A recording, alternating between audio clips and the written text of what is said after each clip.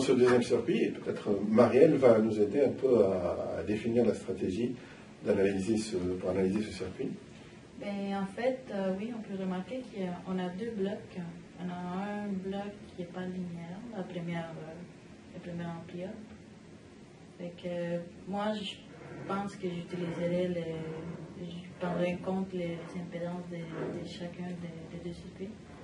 Puis je trouverai la sortie pour ainsi trouver la tension qui se trouve à l'entrée du deuxième ampli. C'est ça. Donc bon, le premier ampli, bon, on peut appliquer les relations du système linéaire, des circuits linéaires de base, sauf qu'il y a un condensateur, donc on doit raisonner en impédance, au lieu que ce soit des résistances. Et puis sa sortie va être appliquée au deuxième circuit qui est un montage classique. Le circuit est complètement linéaire, hein, parce que les amplis sont linéaires, tous les composants sont linéaires. C'est sûr qu'on a un composant qui est dynamique, qui est le condensateur à l'extérieur. Donc c'est pour ça qu'on doit absolument travailler avec des impédances. Une petite remarque qu'on peut voir ici, c'est qu'on a deux configurations qui ressemblent beaucoup à un circuit inverseur. Donc, sauf que le premier état, c'est un circuit inverseur avec une impédance. Donc on applique toutes les formules d'un circuit inverseur avec une impédance. Et une dernière remarque qui est vraiment intéressante, c'est que le deuxième amplificateur avec la résistance, si on regarde cet inverseur, l'impédance d'entrée est égale à R. Donc on va penser que cet étage-là va influencer le premier étage. Mais en réalité, cela ne va pas arriver. Pourquoi? Parce que l'impédance du sortie du premier étage est égale à 0. Donc si l'impédance du premier étage est égale à 0, l'impédance du deuxième étage ne va pas vraiment contribuer. C'est ça l'avantage de prendre, disons, des circuits qui ont une impédance de sortie qui sont égales à 0. Alors, oui, vas-y. Oui, Serge, c'est votre ancien étudiant. Oui. Oui, M. Bailly, je remarque que à chaque fois que vous regardez un circuit, vous cherchez d'abord s'il y a une configuration classique.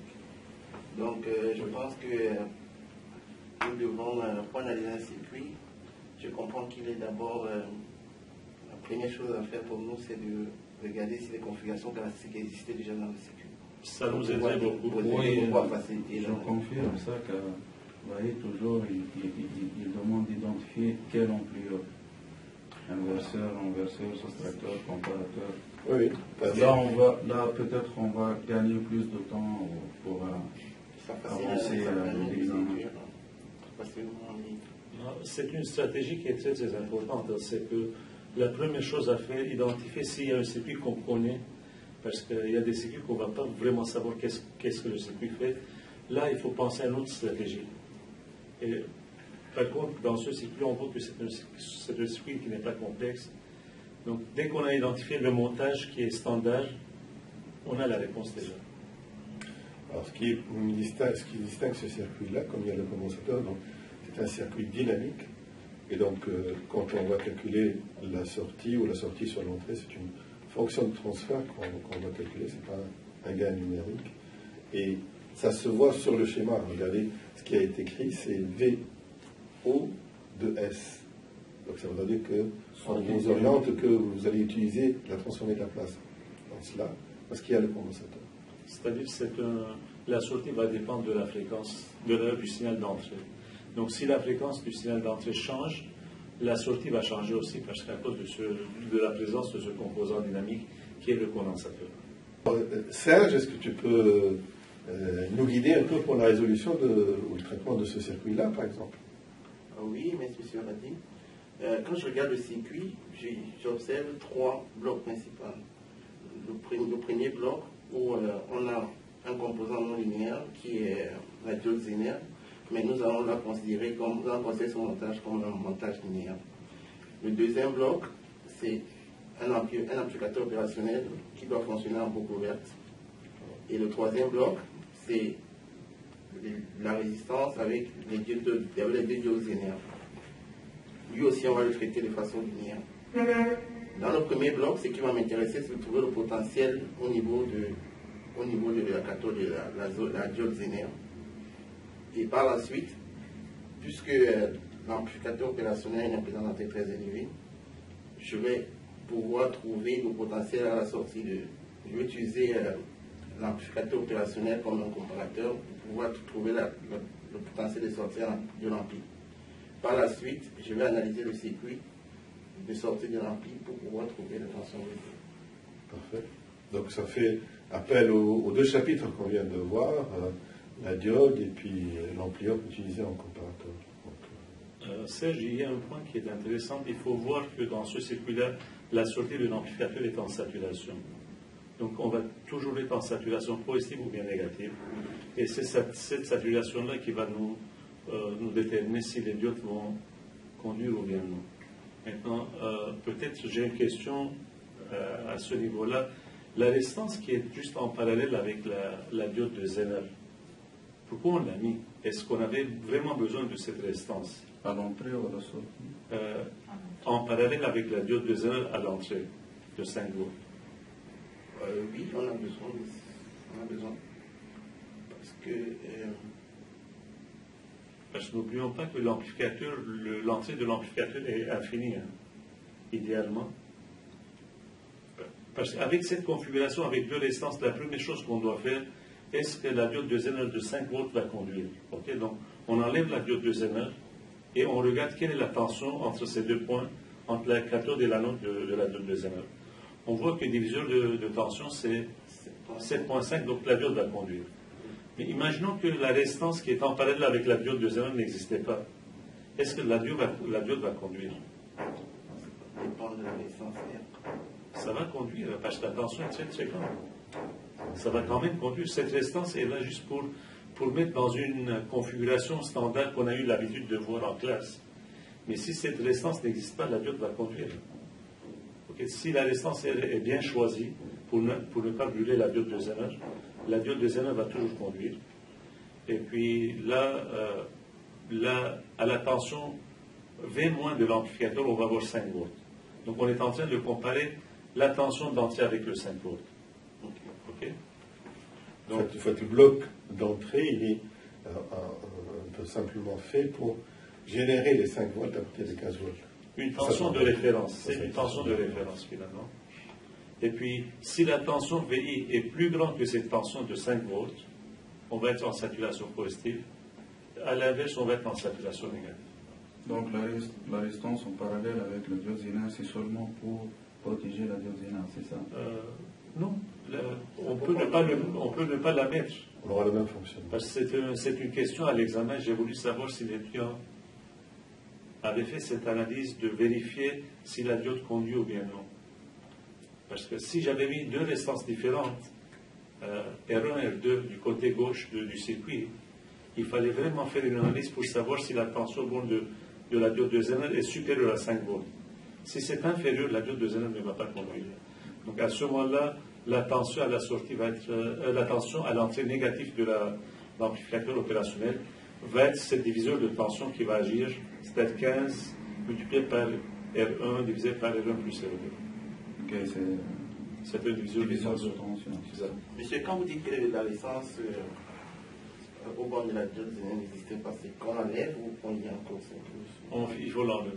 Si on l'enlève, ça va encore donner 5 volts, une tension de 5 volts. Maintenant, une chose qui est intéressante, on a mis à la sortie deux résistances. Hein.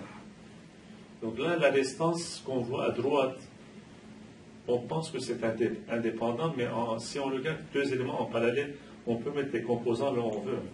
Donc on remarque que la tension de saturation avec ces deux résistances va être la moitié sur les diodes de Zener et les deux diodes de Zener. Donc c'est-à-dire si la tension de saturation à la sortie c'est 12 volts, sur les diodes on va avoir 6 volts. Donc les deux diodes ne vont pas conduire. Donc la sortie va être égale à 6 volts. Donc les deux diodes que vous voyez, le 10 volts, ne font rien dans ce circuit-là. Sauf si l'alimentation est très très grande. Supposons que l'alimentation VCC est égale à 27 volts, 25 volts, et la tension de saturation est égale à 22 volts. Là, à ce moment-là, les diodes vont conduire. D'accord? C'est ça. Dans cette question-là, il y a une place à discuter parce qu'on ne sait pas exactement c'est quoi les tensions d'alimentation VCC. Et ça va vraiment dépendre de cette tension VCC. Qu'est-ce qui va arriver à la sortie? Alors, voilà l'autre type de circuit. là, je vous laisse un peu l'initiative de proposer comment vous allez le traiter ou qu'est-ce que vous voyez comme élément remarquable sur ce circuit-là. Bon, d'abord, moi je vois qu'on a deux amplyopes, le boucle est fermé, donc le deuxième c'est un suiveur, et on va appliquer, puisqu'on a du nœud, donc on va appliquer Millman, théorème de Millman en utilisant des variables internes. Et là, à chaque fois, on élimine une variable et à la fin, on va trouver le potentiel qui est l'entrée de l'enveloppe suiveur. À votre avis, Serge? Oui, mon avis, c'est. La première question que je me pose, qu'est-ce qu'on me demande de trouver? C'est le I0. Pour avoir I0, il me faut le potentiel V+. Parce que si j'ai V+, j'ai RL, je peux avoir I0. Deuxième chose, j'ai un suiveur. Donc ça veut dire mon potentiel que je veux, je le retrouve à l'entrée du suiveur. En fait, à la sortie du suiveur. Donc, ça c'est la deuxième chose que je vois de ce circuit. Maintenant, je vais chercher les points pour aller chercher Millman. Je vois que le premier ampli-off, son V+, je peux utiliser Millman pour avoir le potentiel à ce point. V-, je peux aussi utiliser Millman pour avoir le potentiel à ce point. Si j'ai ces deux potentiels, en fait, si en utilisant Millman à ces deux points-là, j'aurai des équations qui me permettront finalement d'avoir le potentiel V+ au suiveur. Et si j'ai ce potentiel, j'ai le courant I0. Surtout les premiers. Les premiers ampli-off, c'est pas une configuration comme on est comme familier, peut-être. Ça n'est pas très standard, comme on dit. Ça ressemble à un circuit inverseur, mais quand même, le plus n'est pas à la masse, donc on ne peut pas penser comme un circuit standard. Vaï, tu pourras peut-être mieux expliquer directement sur le tableau tout cela. Bon, premièrement, si on regarde ce circuit, je vois un circuit vraiment complexe, mais il faut que j'y pense un petit peu que l'amplificateur a une caractéristique idéale. Donc, premièrement, ici, il n'y a pas de courant qui va circuler dans cet amplificateur qui va agir comme un suiveur. Okay? Donc, ce que je cherche, c'est quoi ce que je cherche? C'est le courant. Okay? Donc, le courant, c'est vrai que Serge a dit que c'est cette tension divisée par la résistance. Mais j'aurais pu aussi dire que c'est cette tension divisée par ces deux résistances. Ça revient à la même chose. Si j'ai cette tension-là, je peux diviser par ces deux résistances. Si j'ai cette tension, je peux diviser par cette résistance. Mais il y a une autre chose qui est très importante qu'il faut voir, c'est que la source n'est pas à la masse. La source est flottante. Là, si on ne voit pas ça, ça va être très, très difficile à analyser le circuit. Pourquoi? Parce que lorsqu'on va appliquer la Millman, le théorème de Millman, il faut qu'on ait une référence. Et la référence, c'est le 0 volt. C'est ce point-là. OK, donc, idéalement, ce qu'il faut faire, il faut diviser cette source en deux sources. On va prendre ce point-là avec une source de tension V1 à la masse, et ce point-là avec une source de tension V2 à la masse. Puis on sait qu'il y a une relation entre la tension VI, V1 et V2. On applique juste la loi de Kirchhoff relative aux tensions pour trouver cette relation entre V1 et V2. Donc une fois qu'on a fait ça, donc on peut mettre l'autre image avec les deux sources ici. Donc là, je vais appliquer Millman, n'est-ce pas? Donc où est-ce que je dois appliquer Millman? C'est ça la question que je dois me poser.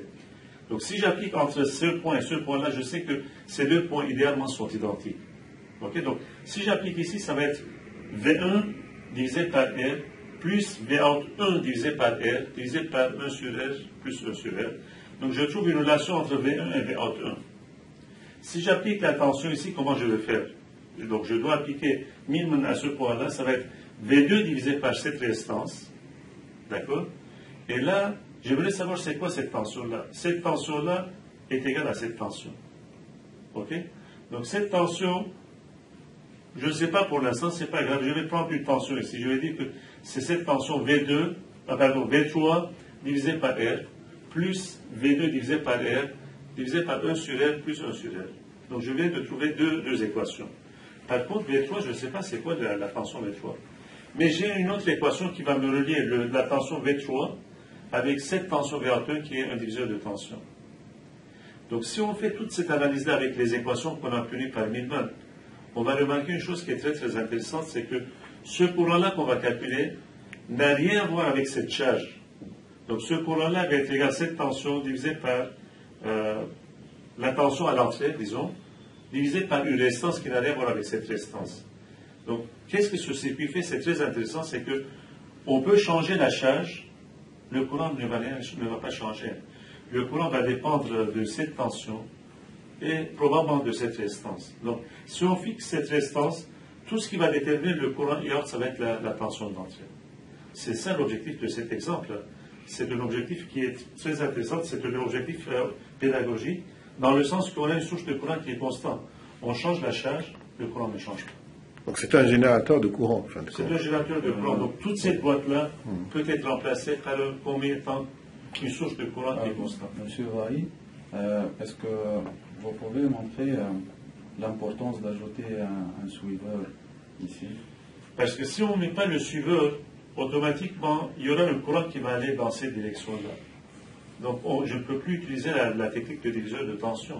C'est-à-dire cette tension ne va pas être juste cette tension divisée par ces deux résistances, c'est une relation, mais il faut aussi compter le courant qui s'en va dans cette direction aussi.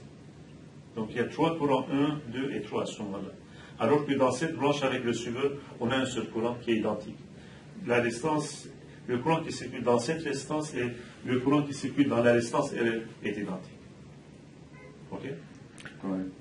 Et le fait de diviser VI en 2 tensions, on n'est pas obligé de le faire, même si on traite avec VI, on peut... C'est plus facile. Oui, c'est plus facile. Donc, dans certains cas, il faut modifier un petit peu le circuit pour être sûr qu'on ne va pas se tromper. Parce qu'en tant qu'enseignant, pour nous, on peut le voir facilement, mais l'étudiant a besoin des balises, de points de référence. C'est mieux de faire ce changement-là, ça va aider beaucoup. Ouais. Et si on la conserve, il faut juste voir que dans un nœud, on va utiliser VI, dans l'autre, on doit le considérer comme moins VI. Oui, mais on peut se tromper facilement. Oui.